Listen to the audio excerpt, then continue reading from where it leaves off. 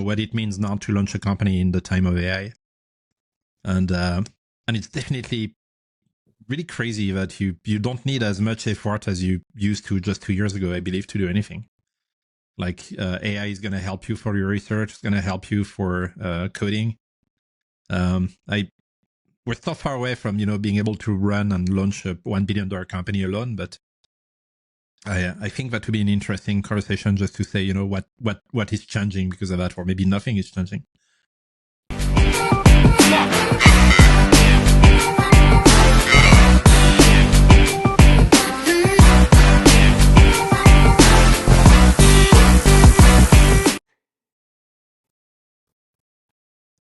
So we actually are recording this on Election Day, Tuesday, November 5th. It's 12:13 p.m. in the United States.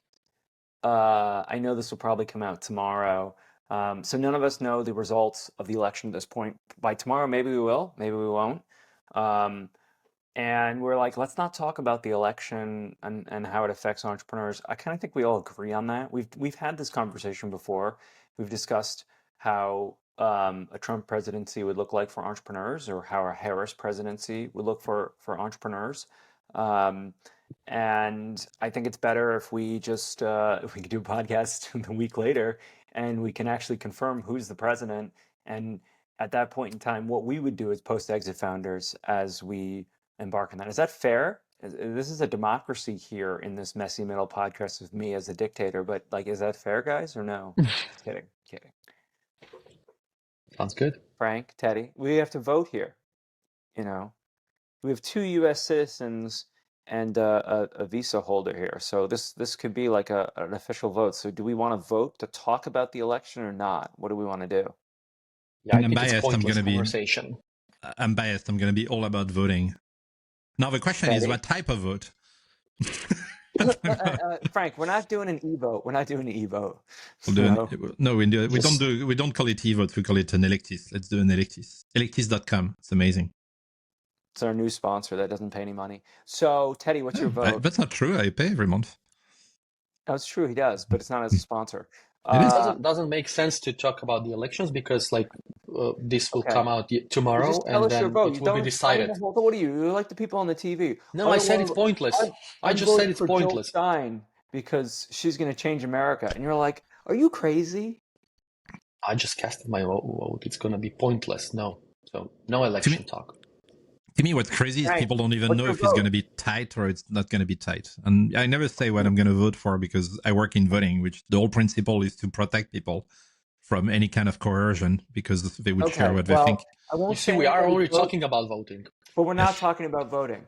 So because I know which way I voted, and I know which way Teddy voted. I don't know which way Frank voted, so it makes it regardless fair. So hold on, Teddy voted? No, he cannot vote. Not for the U.S. president. We're voting for. Oh, yeah, sure. Should we talk about the election or not, Frank? You're not paying attention. You're all over the place. I'm paying attention, but it's you just mentioned. Oh, anyway, that's fine. It's night here. It's been dark for 4 hours. I feel like I'm doing this podcast at midnight now. But you are. True. You don't know what time it is. No, I don't even know. It's true. It is 7 p.m. That's fine. All right. Yeah. What do we talk about? I mean, I go back to, our podcast is about helping entrepreneurs in between. So at least, I think we have a couple of possible subjects of conversation. One is, November, which is, I think, an interesting year. It's when things start to wind down, investors stop to invest, Christmas coming, things slows down, which I think is a good time for a break, whether you're ready for your next project or whether you're just, in between and at the beginning of your journey. I think November, December should be, a good time for, chill or work, I guess, is the two options you have. Yes. I think it's a time for reflection. Now, if you're particularly in the post-exit founder journey, where Frank said you're looking for your next project, or you've just finished your last one, it's a good time to just chill, and hang with the family. Like that's what I'm doing. Mm-hmm. I am hanging with the family. I've got a cruise that we just booked with my dad and crew. Probably going to spend Thanksgiving in New York, upstate, or Providence. I don't know. We'll see. If it's upstate, we'll invite Teddy and Elena and Peanut.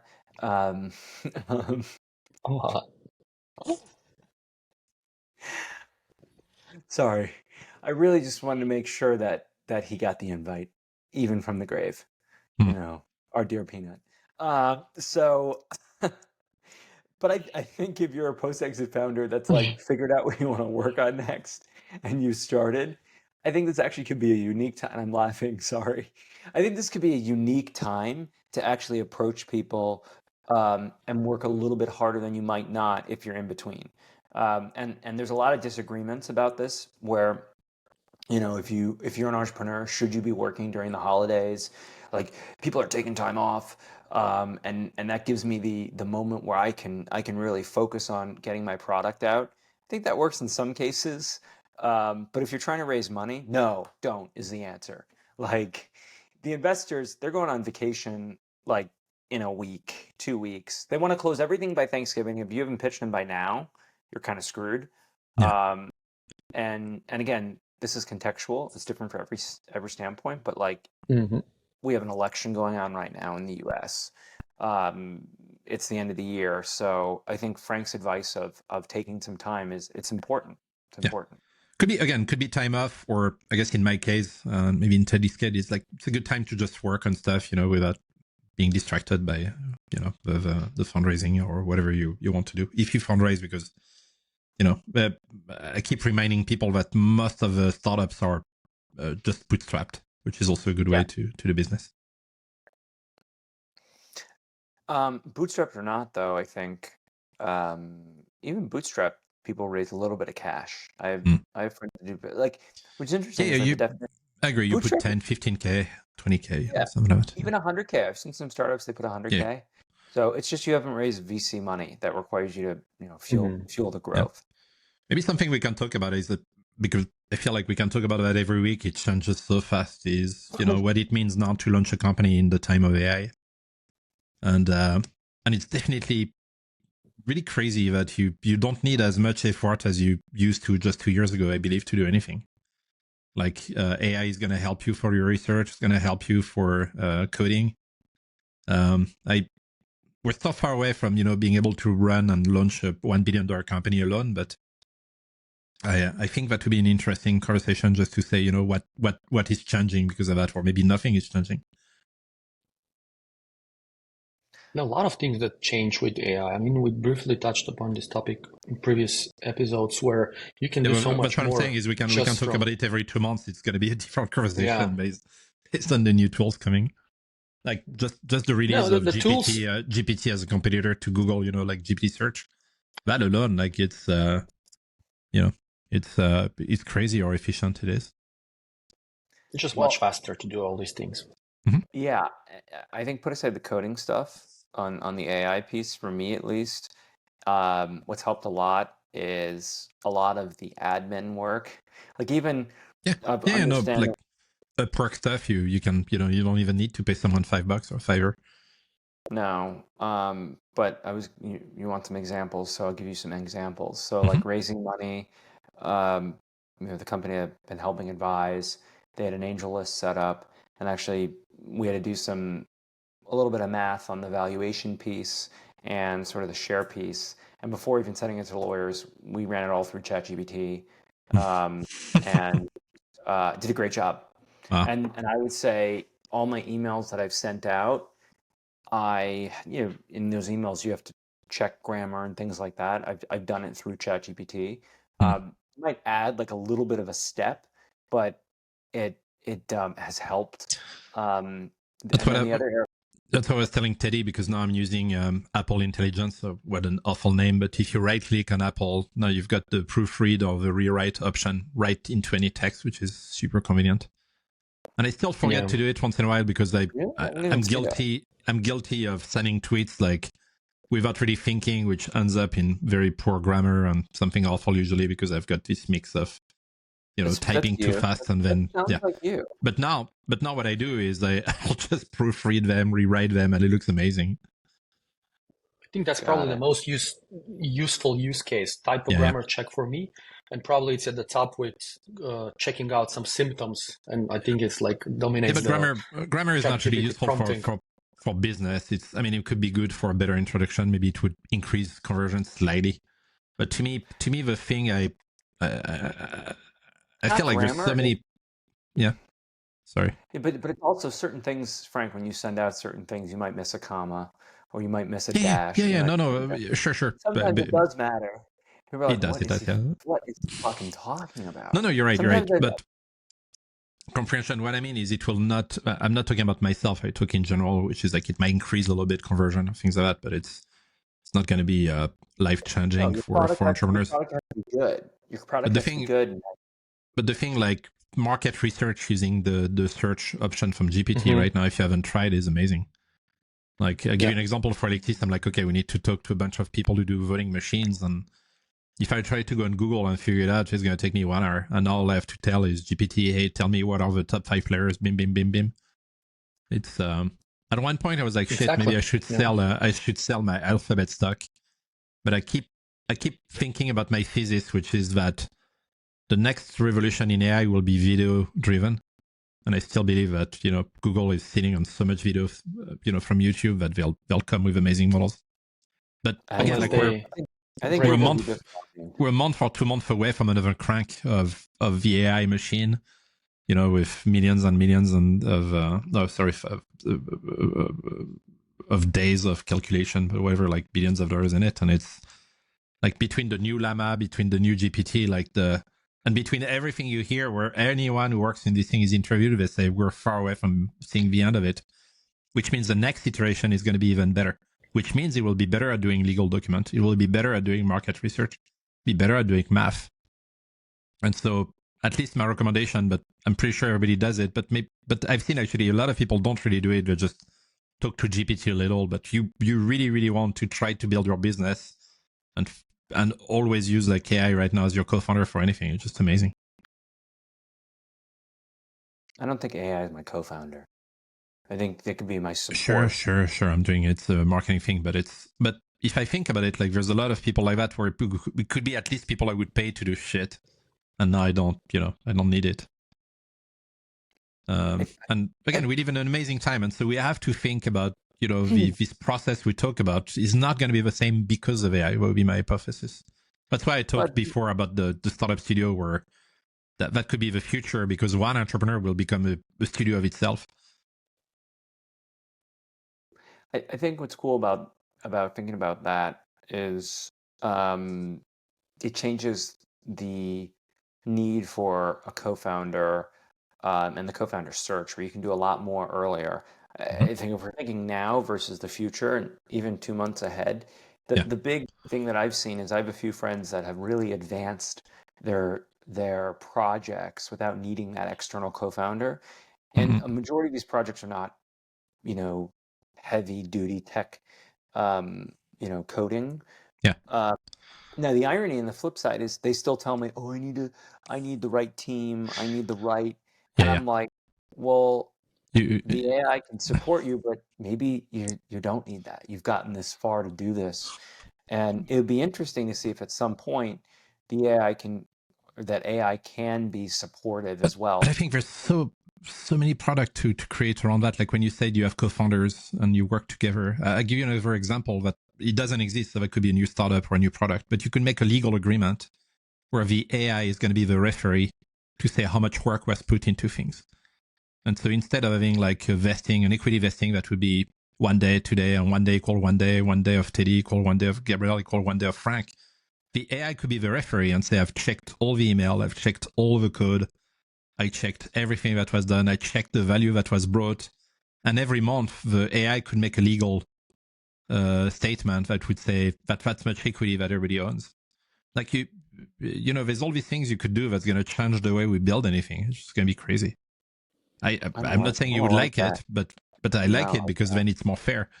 But yeah, I think it's slightly illegal to evaluate people, especially in the EU. But yeah, good. Yeah, it's not just people. It's just for specific. It will come in the news. You would have things where it's like that's the first contract where somehow an AI appears in a contract, and I could see an AI that could be the referee who says, it's going to look at how much work was done, or whatever. It could be done for things such as code or something tangible that you can just see and measure, like the lines. I talk about it because I have that in mind. But you could do it for everything. You could do it for emails. You could do it for introduction. You will have all the data. Anyway, a lot of the example. work is done. Like I think Gabriel's work, for example, is mostly, I don't know, but like assumption non-dev work. It's done talking to people outside of like email. You go to events. There's but it's value measurable. exchange there.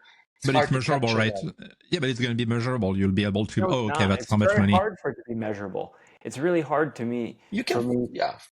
I mean, in theory, it is measurable, but it would require me to go with a microphone everywhere, record every single conversation. Right? There you go. That's a great startup. That would be another startup idea. It's like, you'll go with microphone. Go record and voice to it just doesn't work. Does not work very well when it comes to relationships. When you say, "Hi, it's really nice to meet you. I'm working on this great project. Don't worry, this microphone and the video camera that I've got on my head or my Ray-Ban glasses is recording you, but it's not going to like record any of your sensitive information. I mean, you remember that I was in San Francisco back in the days, but he came to parties. What was his name? The guy with the camera on his head. No, Justin Kahn? Yeah, Justin. Yeah, I remember I met Justin, but he was just ahead of his time. Yeah. Playing words. He was ahead of his time with the camera on his head. So he was. Anyway, we'll see. But I'm just excited then they about that business didn't scale very well. So although they again, sold Justin TV and then pivoted to Twitch. Yeah.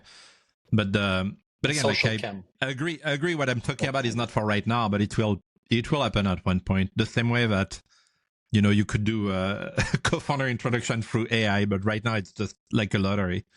Like I wouldn't trust an AI to be. I don't know. It's like funny stories, right? Yeah, let's not talk about the introduction. You want to tell about the introduction you get? Okay, I will. It was very funny. So I got an introduction, and through AI. Through AI. It was through me and it's actually a guy is a friend of ours who created this AI bot to do this. And I think it picked up on the fact that I'm a community organizer for Tectalia, even though I've done so many other things. And in my bio, it says Tectalia is a passion project, but it picked up on this thing that like I organize tech events. Like that's me. So every single introduction we've made so far has been for somebody that organizes tech events. So the one I got yesterday was a person that organizes women in tech. So that wasn't even the one I sent you guys last week is different. I got a women in tech yesterday. It's focused just on women. And all of this stuff is actually good introductions. So like, because I need to know people and women in tech. But the one I got last week was a little bit controversial because the things that that individual represented were very different than the things that I represent, and like the exact polarization. It's like the AI making an intro to someone who works on Trump's campaign with someone who works on Harris' campaign. It was like, oh, you guys should meet. Right. You both work on campaign. The irony is you would love each other. But you could see the AI think like, well, you know what? Why they would get along is they're on such polar opposites of the spectrum that maybe that'll bring them together. Like there's sometimes like Kellyanne Conway, who was Trump's campaign manager, and her husband who hates Trump. So no, but it's just missing dimension. It doesn't really think, but it calculates distance, and it doesn't see the nuance that we have. But again, one or two more cranks. Who knows? Like later next year, this thing will be able to. I would be super excited. I mean, like if you come to a machine that makes great intros. Their algorithm seems to be like probably they grew too fast. This app that did the intro, they grew too fast. Probably very quickly. They overpromised and under-delivered. Exactly. I feel like what you want to do for AI stuff is you want to manually check. Yeah, but I think like we are much more advanced when it comes to like finding the right fit for two people to match. I think that's the issue. They can tweak the algorithm and it will produce better results. But also there's the question of maybe the data that you're putting out there or the way you're introducing yourself to the AI. It sounds like you are that type of person who will be compatible to this other person. So maybe it's not the AI algorithm, but it's just how the input that you gave it. Yeah, but then that's user error from the prompt side. And the thing is, people are going to always give that type of introduction unless they're trained on the prompt to give better prompts. But it shouldn't be that way. It should be eventually it should be pretty easy. So, oh yeah, Gabriel, you do this event as a passion project. You do this, you do that. Okay, you should meet this person. He sold his company for $500 million and now runs TED and would be great to talk to because he sold companies before and runs this event, versus somebody who's a community organizer for a very particular niche, right? and you know, could it be that you asked for, like, okay, I'm like, I did Tectalia, I'm looking for someone to be the CEO of Tectalia, or maybe looking for someone in the event industry. Maybe you gave it like no, I didn't do any of that unintentionally. No, Like, just I don't remember what I did. It called me. No, but I think the issue with these things is the prompt or the way the matching works is held by the other company. The way I would do it practically, and again, like for our audience, would be if you have a couple of people you're talking to, and you're like, which one is a good co-founder, or I'm not sure, and you can share it. You could share the resume or the bio or whatever information you have with the AI, and then you can say, hey, what do you think? And then, oh yes, but this is not right because I care more about that than this. And then at the end, after a conversation and after something super tweaked by you'll end up with really, really great results. But if you ask me to make an intro, in a general manner, that will not work. So I think the right angle would be to have. I think the way I would do their startups, if your friend is listening, is I would say, okay, I've got 5 people for you. I'm not going to tell you who they are, but I want to start a conversation for you to refine the best intro. I feel that could be a better process. Well, that's what Lunch Club used to be like. Mm-hmm. Where before we had all these ChatGPT and then they realized that doesn't scale. None of these fucking introduction businesses make any money. The way they make money, the way that any of those introduction businesses make money is they host a conference, they get some big ass sponsors. I know. And they're like, oh, we've got Shake blah blah blah coming, and it'd be like, he's sponsored, he gave us $1 million, and then everybody gives him like $250,000. That's what I want to push, or wanted to push still, but with a model of peer-to-peer studio, which to me the other way you make money. That didn't make any money, right? No. But the other way you make money, to me, that would be for the model I'd like to test one day. Is you need to collect the money 5 to 6 years later. And so that's the issue. Is if you made a good intro, it will convert, but it will take time to convert into money. It takes a long time. Yeah, but again, I don't know. One day I'll move to the US to launch this one. That's another project. Frank's 68 years old. Doesn't matter. We'll. Well, I think age, race, sex will not matter much in the future. Can we take all the episodes of the podcast of when I said I'm moving to San Francisco, and then when Frank is moving to America, and add up who said it more? Like if I said it, I'm moving to San Francisco versus Frank saying. I got some ideas about this. Like I don't think anyone would care. I don't even care about it. Yeah, but I just think it'd be interesting. I know. No, that's fine. Maybe I can upload all the videos to an AI and ask who's the best presenter. And we have a score. We have. Anyway, like the AI will judge us. I have no doubt about that. That's going to become a big issue. And the prompt should be, don't do it based on who talks the most. Sure. But even if based on who talks the most, it will come up with some good results. And it shouldn't be neither about the one who talks less, because that would be another bias. Exactly. Anyway, but we should do something fun with AI. Like we have 53 episodes now. Yeah. The idea with I'm playing with that right now. I'm playing with that right now, and maybe I'll be able to invite it later. But I'm trying to test like this Hertz. I don't know if you saw the Hertz project. It's like it's like an LLM that it's like an audio model, that answers within 180 milliseconds. So we could invite the model to the podcast and have a conversation. We'll see. I'll try. Sounds like fun. It is fun. So okay, who's got the quote for this week? I do have a quote. Wow. Awesome. Which I need to find where I put it. Here you go. As usual, I'm going to keep quoting the people I love. I love this fan. I don't know if it's related to entrepreneurship or not, but maybe it is. It's Richard Feynman. And the quote is, I would rather have questions that can be answered than answers that can't be questions. I really like that quote. I'd rather have... I'd rather have questions that I can't answer than answers that can be questioned. Yeah. Yes, that can be questioned. Yeah. And it works. It works in a way for entrepreneurs too, because you're dealing with faith, and you're dealing with, I've got a bunch of questions about my product, and I need to test it, or can I raise, or is that the right co-founder? And you have all these things, and some of them you might not get the answer, but versus, I guess, the people who never did a business and who are persuaded of this is the way to do things and this is not the way to do things, and they just give you answer, but they never question their own. Consultants. Yeah, that's true. Corporates. Hi to my former colleagues from PwC.